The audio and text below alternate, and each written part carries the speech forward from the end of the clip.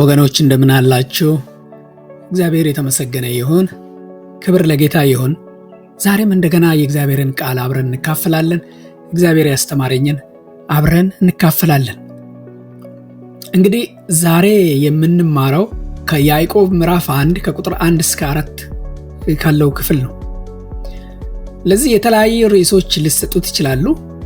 ዋና ሐሳቡ እንዳለ ሆኖ እኔ የጨለማውንና የፈተና ሰዓት ወደ ምርጥ የመንፈሳዊ እድገትና ብሩህ ሁኔታ መለወጥ የሚል ርዕስ ሰጥቻለሁ። በዚህ ርዕስ ነው እንግዲህ የምንቀጥለው ማለት ነው። ያዕቆብ ምዕራፍ 1 ከቁጥር 1 እስከ 4 ማለት ነው። እስኪ ይህንን ክፍል በማንበብ እንጀምር። ያዕቆብ ምዕራፍ 1 ከቁጥር 1 እስከ 4 የእግዚአብሔርና የጌታ የኢየሱስ ክርስቶስ ባሪያ ያዕቆብ ለተበተኑ ለ12 ወገኖች ሰላም ለእናንተ ይሁን።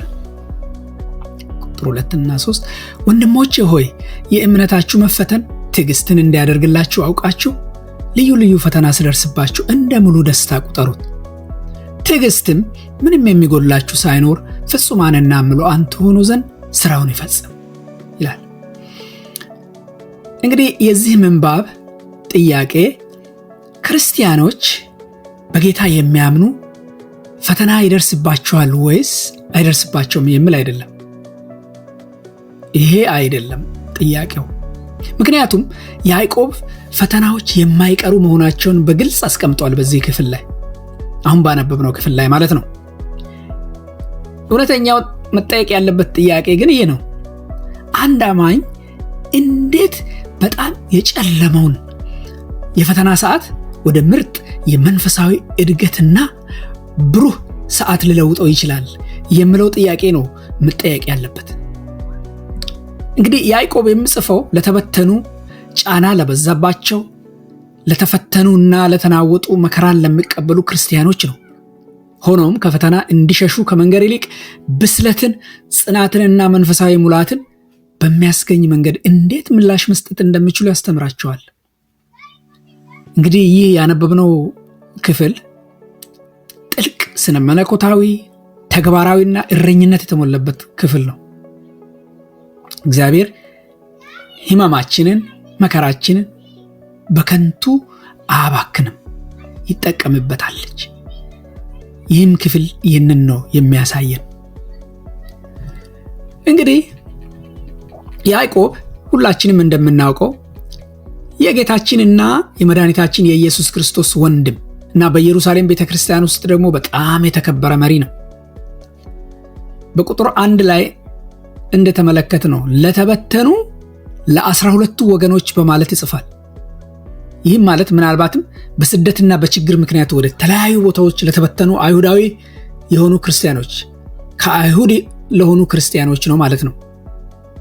እንግዲህ እነዚህ አማኞች ከመኖሪያቸው ቀይ አካባቢ ርቀው በድህነት፣ በጫናና በተቃውሞ ውስጥ ነበሩ ማለት ነው። ስለዚህ ያዕቆብ የሚጽፈው በምቾት ለሚኖሩ አማኞች አይደለም፣ ለቆሰሉ፣ በፈተና ውስጥ እያለፉ ላሉ አማኞች ነው የሚጽፈው። ሕይወታቸው ለተመሰቃቀለባቸው ሰዎች ነው የሚጽፈው። እምነታቸው እየተፈተነ ላሉ ቅዱሳን ነው የሚጽፈው።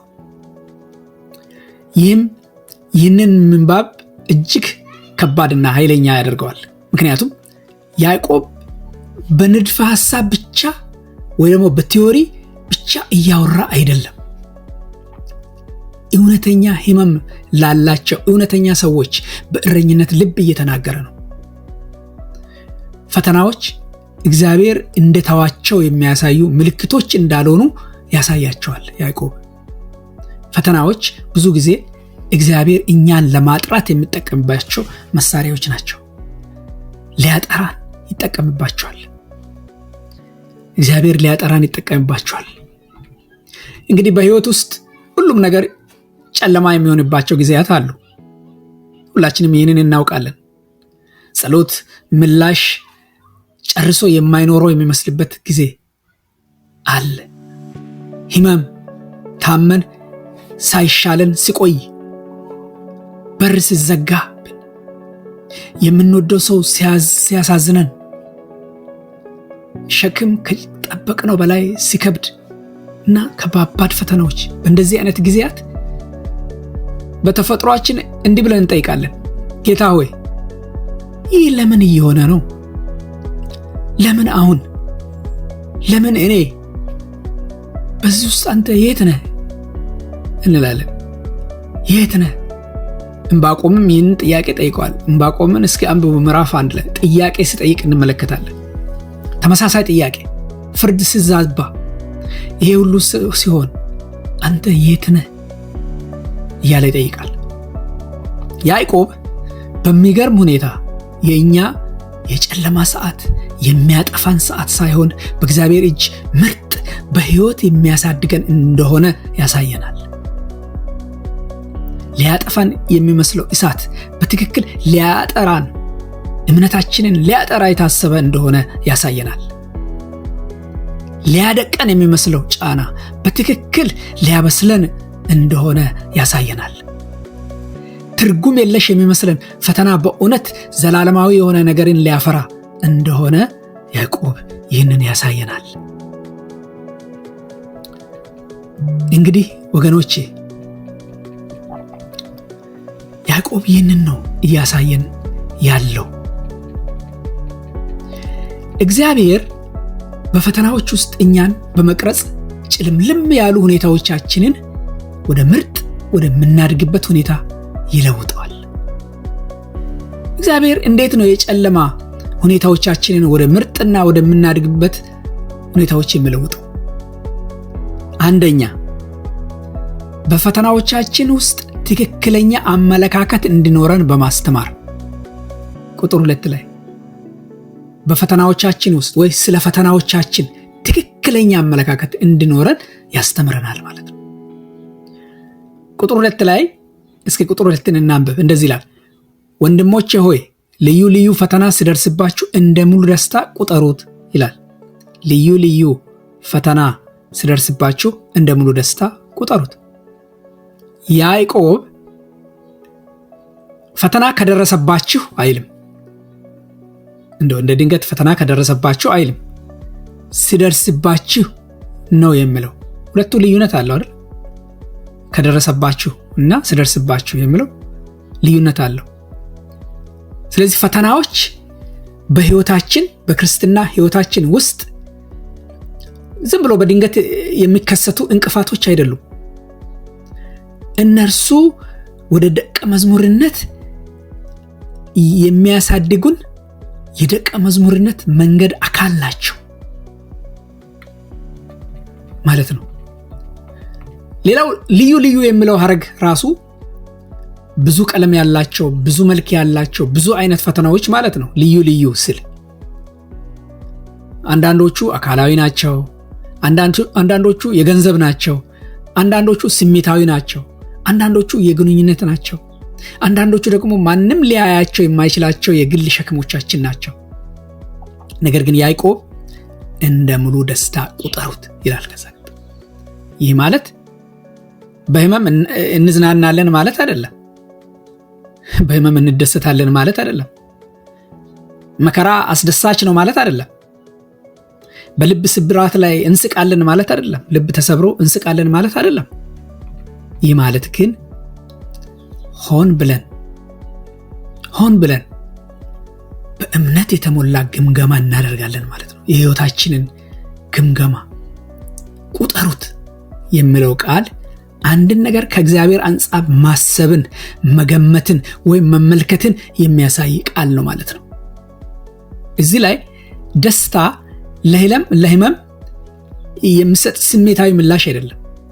በእግዚአብሔር ላይ ባለን መታመን ላይ የተመሰረተ መንፈሳዊ ምላሽ ነው ይህ ደስታ። ስለዚህ ያዕቆብ እኛን አማኞችን ክርስቲያኖችን ወደ ስሜት ከመጥራቱ በፊት ወደ አእምሮ ዝግጅት ማይንድ ሴት ወደሚባለው ነገር ነው እየጠራን ያለው ማለት ነው። እየጠራቸውም እኛንም እየጠራን ያለው ወደ ማይንድ ሴት። ስለዚህ ማይንድ ሴታችን ስለ መከራ ስለ ፈተና ያለን ማይንድ ሴታችን ሊስተካከል ያስፈልጋል ወገኖች። ይህ በስነ መለኮት ረገድ በጣም አስፈላጊ ነው። በፈተና ውስጥ ያለ ክርስቲያናዊ ደስታ መከራን መካድ አይደለም፣ መታመን ነው እንጂ። ፈተናው ራሱ ጥሩ እንደሆነ አንቆጥርም አይደለም። ነገር ግን እግዚአብሔር በዚያ ውስጥ ቸር እንደሆነ፣ የሚያነጥረን እንደሆነ፣ መልካም እንደሆነ እናውቃለን ማለት ነው። ብዙ ጊዜ ምክንያቱም ውጤቱም መልካም ስለሆነ። ስለዚህ ማይንድ ሴታችንን ልናስተካክል ያስፈልጋል። ስለ አንድ ገበሬ ብናስብ በእርሻ ውስጥ ሲሰራ ማለት ነው። እንግዲህ መሬቱን ያርሳል፣ በጣም በከባድ ማረሻ ያው በጣም በርቅሶ ያርሳል። ዘሩንም ደግሞ አፈር ውስጥ ይቀብረዋል አይደል? በደንብ ካረሰ በኋላ ካለሰለሰ በኋላ። ግን እንዲህ ካደረገ በኋላ ከጥቂት ቀናት በኋላ ኃይለኛ ዝናብና ነፋስ ቢመጣ ገበሬው ወይኔ ሰብሌ ጠፋ እያለ አያዝንም አይደል? ይልቁንም ዝናብ ሲመጣ ደስ ይለዋል። ለምን ደስ ይለዋል ስንል ዝናቡና ነፋሱ ለጊዜው ለተክሉ አስቸጋሪ ይመስላሉ። ምክንያቱም ዝናቡ ተክሉን እንደሚያለመልመው፣ ነፋሱ ደግሞ ስሩ መሬት ውስጥ ጠልቆ እንዲገባና እንዲጠነክር እንደሚያደርገው ስለሚያውቅ ይደሰታል ዝናቡ ሲመጣ። ለጊዜው የማያስደስት ቢሆንም ነፋስና ዝናብ ዘሩን የሚነቅለው የሚመስል ቢሆን እንኳን ማለት ነው። ገበሬው ደስ የሚሰኘው በዝናቡና በንፋሱ ምንም ቢቸገር ከጥቂት ወራት በኋላ በቤቱ የሚውለውን ምርት ነው አስቀድሞ የሚያስበው። ያንን አስቀድሞ ስላየ ነው ደስ የሚሰኘው። እንግዲህ ፈተናው ለዝናቡና ነፋሱ ያልነው ማለት ነው በሕይወታችን የሚገጥሙን ያልታሰቡ ችግሮች ናቸው። ደስታው ግን ችግሩ በራሱ ስለሚያስደስት ሳይሆን ያ ችግር በእኛ ውስጥ የሚገነባውን ጥንካሬና የባህሪ ብስለት ስለምናውቅ ነው ማለት ነው። የባህሪን ብስለት ጥንካሬን በውስጣችን ይገነባል። ያ ችግር ውጤቱም ልክ ገበሬው በመጨረሻ ምርት እንደምሰበስብ እኛም በፈተና ውስጥ ስናልፍ ምንም የማይጎለንና ሙሉ ሰዎች እንሆናለን ማለት ነው። በመከራው ምክንያት በፈተናው ምክንያት ሙሉ ሰዎች እንሆናለን። ባጭሩ እንደ ሙሉ ደስታ የምንቆጥረው ፈተናውን ሳይሆን ፈተናው ቀጥሮ ያመጣውን በረከትና ብስለት ነው። በረከትና ብስለቱን ነው። ስለዚህ አንድ አማኝ ክርስቲያን በፈተና ውስጥ ደስ ሊለው የሚችለው ፈተናው እንደው ስለቀለለለት ሳይሆን እግዚአብሔር ሉዓላዊ ስለሆነ፣ እግዚአብሔር ጥበበኛና ዓላማ ያለው ስለሆነ በፈተናችን ውስጥ ፈተና ከእግዚአብሔር አገዛዝ ውጪ እንዳይደለ ስለምናውቅ በእግዚአብሔር እጅና በእግዚአብሔር ቁጥጥር ስር ያለ መሆኑን ከእግዚአብሔር ቁጥጥር ውጪ ያልሆነ መሆኑን ስለምናውቅ ነው በፈተና ውስጥ ደስ ልንሰኝ የሚያስፈልገው። ወገኖች ፈተናዎች ሲመጡ የመጀመሪያው ውጊያ ብዙ ጊዜ በአእምሮ ውስጥ ነው። በአእምሮ ውስጥ ስለሆነም እኮ ነው። ስለዚህ ማይንድ ሴታችንን ማስተካከል ያለብን ስለ ፈተናውን እንደ ቅጣትና ህመም ከመቁጠር ይልቅ እግዚአብሔር በስራ ላይ ስለሆነ ደስታን የምናጣጥምበት ነገር ሊሆን ይገባል። ስለዚህ በፈተና ውስጥ ያለን አመለካከት ለፈተና የምንሰጠውን መንፈሳዊ ምላሽ ይቀርጻል ማለት ነው።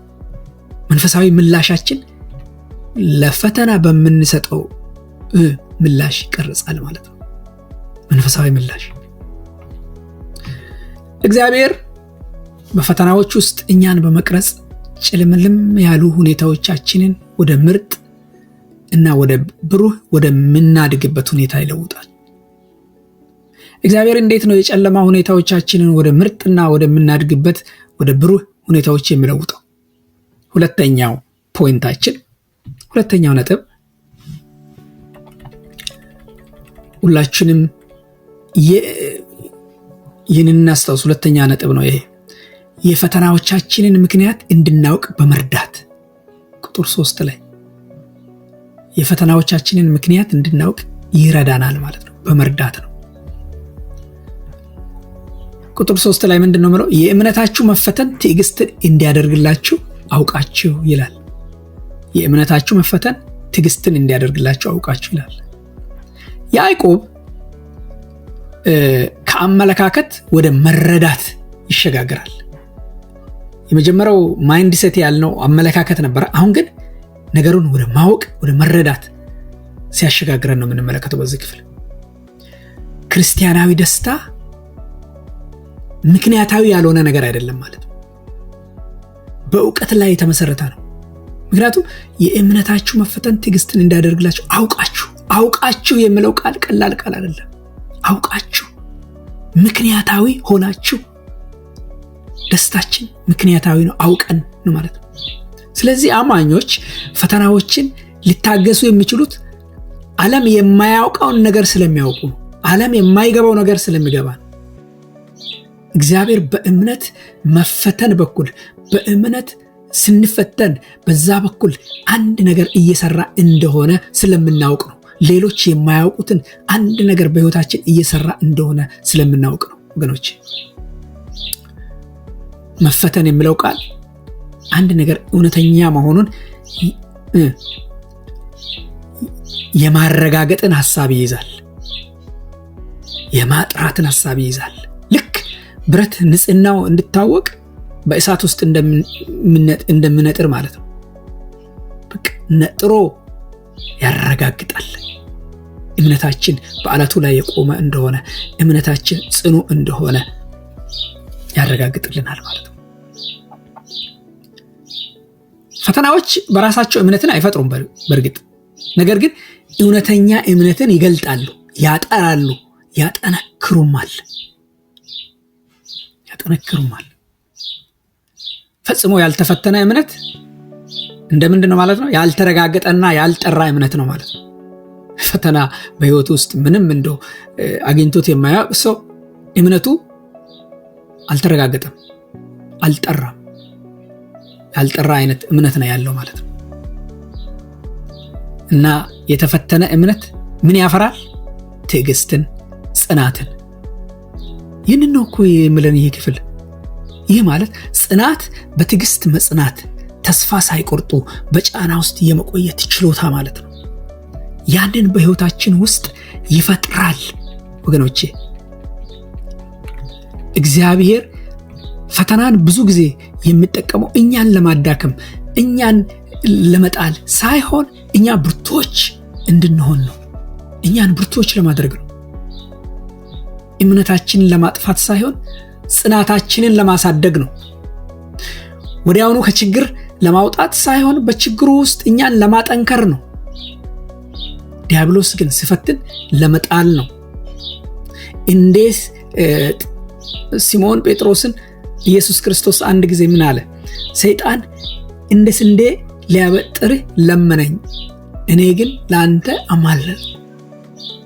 ማለልኩኝ ይለዋል። ኢንተርሲድ አረኩ ይላል።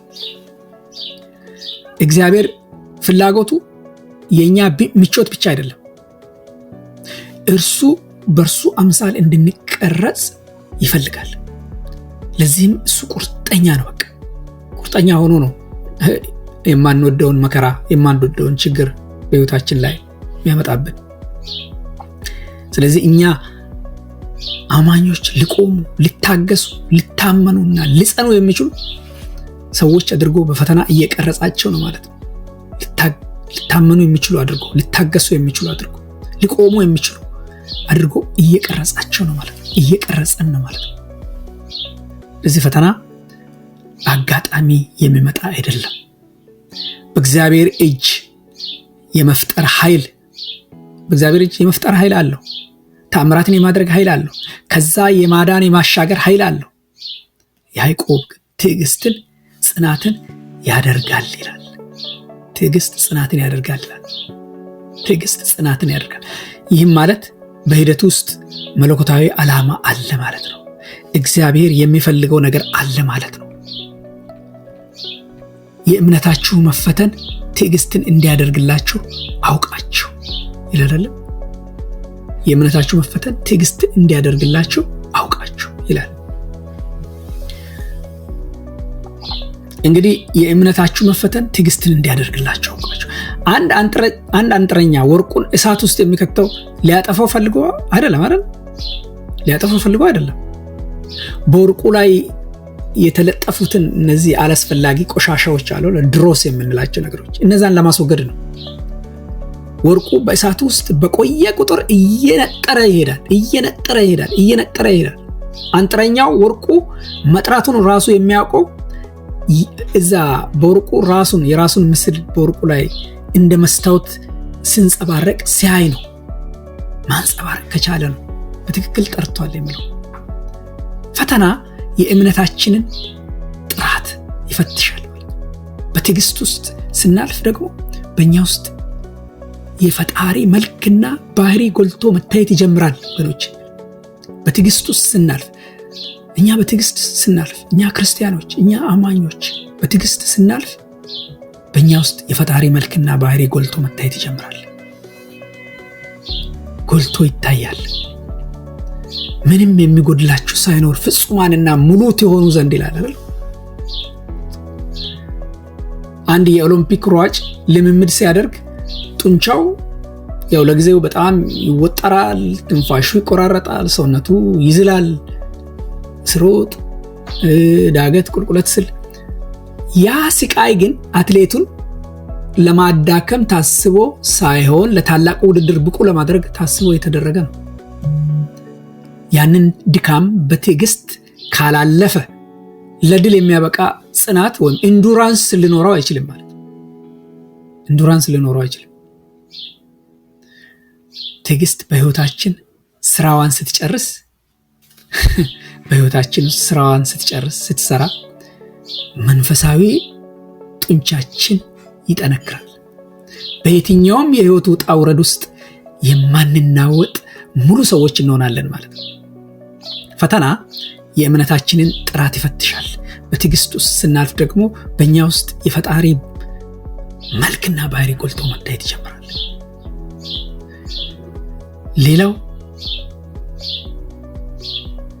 ሌላው የመመልከቻ መንገድ ቅድም እንዳልነው ጡንቻዎች የሚያድጉት በጫና ነው አይደለ? ጫና ይሄ ደስ በማያሰኝ ተቃውሞ ነው። ያለ ክብደት ጡንቻን ማጠናከር የለም። ያለ ጫና ጽናትን ማጠናከር የለም። ስለዚህ መንፈሳዊ ጥንካሬ እንዲያድግ እግዚአብሔር አንዳንዴ መንፈሳዊ ክብደቶችን ይፈቅዳል። ጫን የሚሉትን በህይወታችን ላይ አንዳንድ ጊዜ ጫን ብሎ የሚመጡ ነገሮችን ይፈቅዳል። ከዚህ ፈተና እንዴት ማምለጥ ይችላለሁ ብለን ብቻ አይደለም መጠየቅ ያለብን። በዚህ ፋንታ ግን በዚህ ውስጥ እግዚአብሔር በእኔ ውስጥ ምን እየሰራ ነው? ምን ሊሰራ አስቧል? ምን ሊያደርግ አቅዷል? ወዴት ሊያደርሰኝ አስቧል ብለን ልናስብ ያስፈልጋል። ስለዚህ አንዳንድ እግዚአብሔር ሸክሙን ወዲያውኑ አስወግደውም። ምክንያቱም ሸክሙን ጽናትን ለመገንባት መተማመንን፣ በእርሱ ላይ ያለንን መተማመንን ጥልቅ እንዲሆን ለማድረግ እና በእርሱ ላይ ጥገኝነትን ለማስተማር እየተጠቀመበት ስለሆነ መከራው አይቀሬ ነው ማለት ነው። እግዚአብሔር በፈተናዎች ውስጥ እኛን በመቅረጽ ጭልምልም ያሉ ሁኔታዎቻችንን ወደ ምርጥ ወደምናድግበት እና ወደ ብሩህ ሁኔታ ይለውጠዋል። እግዚአብሔር እንዴት ነው የጨለማ ሁኔታዎቻችንን ወደ ምርጥና ወደምናድግበት የሚለውጠው? ሶስተኛና የመጨረሻው ሐሳብ በፈተናዎቻችን ውጤት ላይ እንድናተኩር በመጥራት ነው። ቁጥር 4 ላይ ትኩረት እንድናደርግ በፈተናዎቻችን ውጤት ላይ ሪዛልት ላይ ትኩረት እንድናደርግ ነው። ቁጥር 4 ትዕግስትን ምንም የሚጎድላችሁ ሳይኖር ፍጹማንና ሙሉት የሆኑ ዘንድ ስራውን ይፈጽም። ፍጹማንና ሙሉት የሆኑ ዘንድ ስራውን ይፈጽም ይላል ያዕቆብ። አሁን ወደ መጨረሻው ግብ ይጠቁመናል። ፈተናዎች አሁን ያለንበትን ጊዜ ስለመሻገር ብቻ አይደለም፣ እግዚአብሔር እንድንሆን ስለሚፈልገው እኛ ሳንሆን እግዚአብሔር እንድንሆን ስለሚፈልገው ነገር መሆንም ጭምር ነው ማለት ነው። ትዕግስትም ስራውን ይፈጽም ማለት ሂደቱን አታቋርጡ። ይሄ ማለት ሂደቱን አታቋርጡ። እግዚአብሔር እየሰራ ያለውን በመከራ ውስጥ በፈተና ውስጥ ያለውን አታቋርጡ፣ ታገሱ። እግዚአብሔር እየቀረጸ ያለውን ነገር አትቃወሙ ማለት ነው። የጽናት ስራ በህይወታችን ውስጥ አገልግሎቱን ሳይጨርስ ከእርሱ አትሽሹ ማለት ነው። ፍጹማንና ሙሉ የሚሉት ቃላት በዚህ ህይወት ውስጥ ያለ ኃጢአት መኖርን አያመለክትም። እንደው ምንም ኃጢአት ሳንሰራ መኖርን አያመለክትም። መንፈሳዊ ብስለትን፣ ሙሉነትን፣ የባህሪ ሙላትን ያመለክታል። ፍጹማንና ሙሉ የሚሉ ቃላት የባህሪ ሙላትን ያመለክታሉ። እግዚአብሔር ፈተናዎችን የሚጠቀመው ህዝቡን ለማሳደግ ነው። እግዚአብሔር ፈተናዎችን የሚጠቀመው ህዝቡን ለማሳደግ ነው። ቀጥሎ ምን ይላል? ምንም የሚጎድላችሁ ሳይኖር የሚለው ሐረግ፣ ምንም የሚጎድላችሁ ሳይኖር የሚለው ሐረግ ስለ ተመጣጣኝ ብስለት ይናገራል። ፈተናዎች ድክመቶቻችንን ያጋልጣሉ። ነገር ግን እግዚአብሔር እኛን የሚገነባባቸው መሳሪያዎች ናቸው ማለት ነው። እግዚአብሔር ህይወታችን የሚገነባባቸው መሳሪያዎች ናቸው። በፈተናዎች ውስጥ የእግዚአብሔር ግብ ክርስቶስን የመሰለ ብስለት ነው። በቃ ክርስቶስን የመሰለ ብስለት እንድኖረን ነው። እርሱ እኛን አስቸጋሪ ጊዜያትን እንድናልፍ ብቻ እየረዳን አይደለም። አስቸጋሪ ጊዜያትን ቅዱሳን ምእመናን ሰዎችን ለመቅረጽ እየተጠቀመባቸው ነው። ብዙ አማኞች ሁላችንም ከተለያዩ ችግሮች መላቀቅ ይፈልጋሉ። ከያዘን ነገር፣ ከፈተና፣ ከመከራ መላቀቅ እንፈልጋለን። እግዚአብሔርን በእርግጥ ሊያላቅቀን ይችላል። ነገር ግን ብዙ ጊዜ ሁኔታዎችን ከመቀየሩ በፊት እነዛን የመከራ የሚያስጨንቁንን ሁኔታዎች ከመቀየሩ በፊት አስቀድሞ እኛን ይቀይረናል። የእኛን ህይወት ይቀይራል። ታላቁ ተአምር ሁልጊዜ የማዕበሉ መወገድ ሳይሆን በማዕበሉ ውስጥ የሚገኘው ብስለት ነው ማለት ነው። በማዕበሉ ውስጥ ያለው ብስለት ነው እንጂ የመከራው መወገድ አይደለም ወገኖች። አንድ ምሳሌ ልንገራችሁና ከብዙ 100 ዓመታት በፊት አንድ በጣም የታወቀ ነገር ግን የሚቆጣ ማለት ነው፣ ሁልጊዜ በቁጣው የታወቀ ነው፣ የግሪክ ሐኪም ነበር ይባላል። አንብቤ ነው ይሄንና በአንድ መጽሔት ውስጥ አንብቤ ነው። ሐኪም ነበር ይባላል። አንድ ታካሚ ሆዱን በጣም አመመኝ ብሎ በእርሱ ለመታየት መጣ። ከዛ ሐኪሙም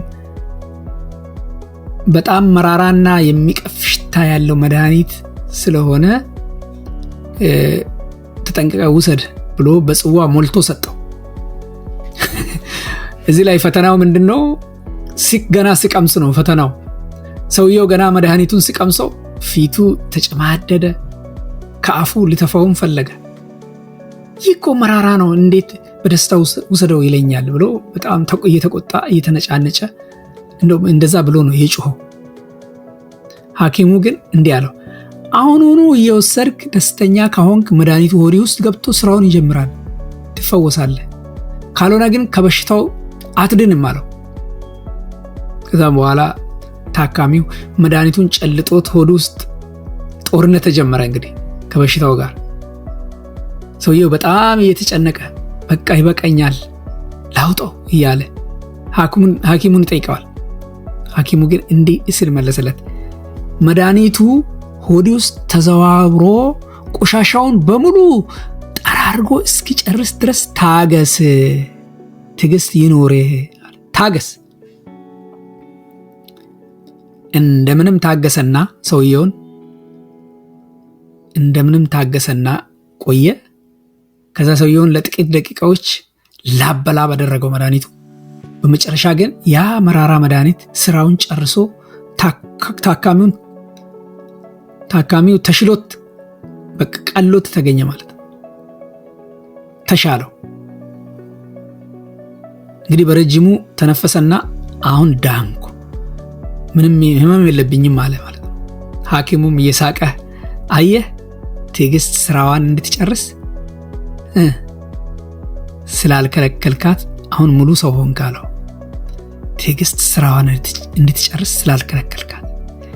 ትዕግስት በህይወታችን ስራዋን እንድትሰራ እንፍቀድላት፣ አንከልክላት።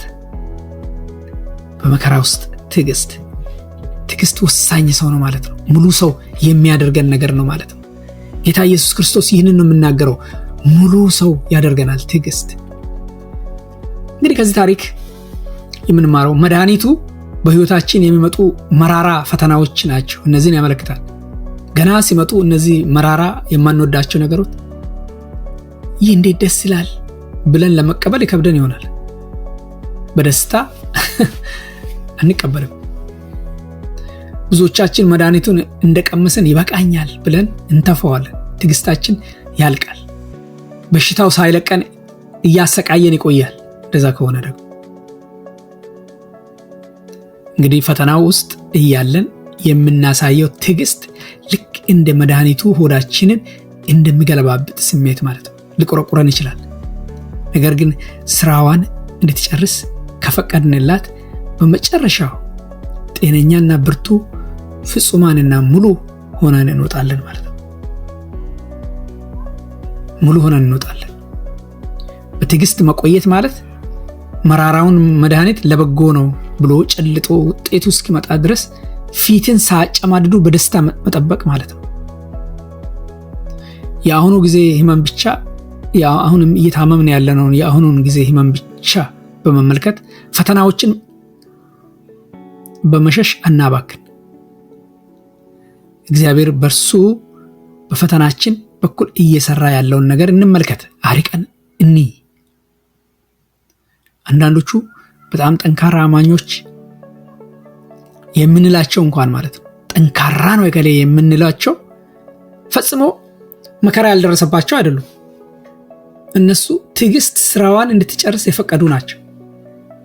ወገኖቼ በእኛም ህይወት ዛሬ ይህ መልእክት ትዕግስት ስራዋን እንድትጨርስ ስራዋን እንድትፈጽም እንፍቀድላት። እንታገስ ነው የዛሬ መልእክታችን። ታዲያ ይህ ምንባብ ስለ እግዚአብሔር፣ ስለ ፈተናዎች እና ስለ ክርስቲያናዊ ህይወት ምንድነው የሚያስተምረን? ፈተናዎች ለኛ ትርጉም የለሽ እንቅፋቶች ሳይሆኑ በጥበበኛው በእግዚአብሔር እጅ ያሉ መሳሪያዎች መሆናቸውን ያስተምረናል። በመከራ ውስጥ ያለ ደስታ ስሜታዊ ማስመሰል ሳይሆን ስነ መለኮታዊ መተማመን መሆኑን ያስተምረናል። የተፈተነ እምነት ፍሬያማ እምነት መሆኑን ያስተምረናል።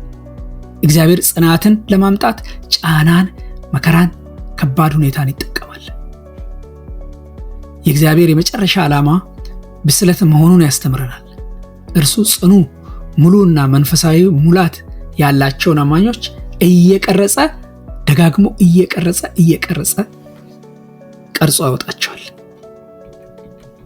ስለዚህ ይህ ምንባብ ያነበብነው የመጽሐፍ ቅዱስ ክፍል ያዕቆብ ምዕራፍ 1 ከቁጥር 1 እስከ 4 ወደ ክርስቶስም ደግሞ ያመለክተናል። ጌታችን ኢየሱስ ራሱ መከራን፣ ተቃውሞን፣ መገለልንና መስቀልን ታግሷል። እርሱ በፈተና አልተሰበረም። በእርሱ በኩል የአባቱን ፈቃድ ፈጽሟል። እኛም የእርሱ ስለሆንን ፈተናዎቻችን መቼም ከኛ የራቁ ወይም ባዶ አይደሉም። የልጁን መንገድ ፍጹም ያደረገው እግዚአብሔር ልጆቹንም እየቀረጸ ነው። እኛንም እየቀረጸን ነው። በመከራ እየቀረጸን ነው። ታዲያ ይህንን ምንባብ እንዴት እንኖረው? ይህንን ምንባብ እንዴት እንኖረዋለን? የእግዚአብሔር ቃል መስማት ብቻ ሳይሆን መኖርም አይደለም? ታዲያ ይህንን ምንባብ እንዴት እንኖረዋለን? በተለይ ፈተናዎች ሲመጡ አንደኛ ትክክለኛውን አመለካከት እንምረጥ። እንደ ደስታ ቁጠሩት። እግዚአብሔር አሁንም ቸር፣ አሁንም ጥበበኛና አሁንም ከኛ ጋር እንደሆነ ለልባችን እንስባክ። ሁለተኛ ምክንያቱን እናስታውስ። እምነታችን እየተፈተነ ነው። ያ መፈተንም ጽናትን እያመጣ ነው ማለት ነው። ሶስተኛ በውጤቱ ላይ ትኩረት እናድርግ። እግዚአብሔር ይህንን ወቅት እኛን ለማብሰል እና ወደ መንፈሳዊ ሙላት ለመቅረጽ እየተጠቀመበት ነው። ተስፋ መቁረጥ ሳይሆን በጸጋው የታጠርን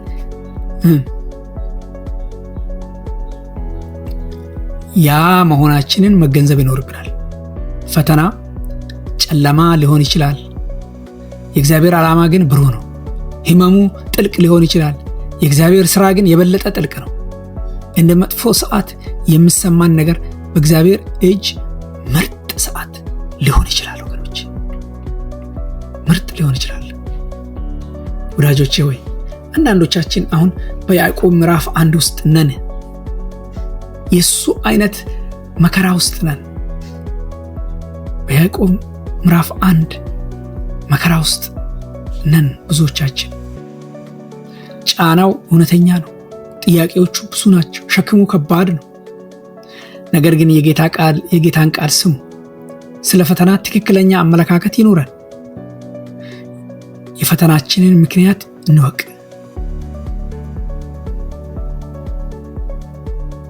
በፈተናችን በውጤቱ ላይ ትኩረት እናድርግ።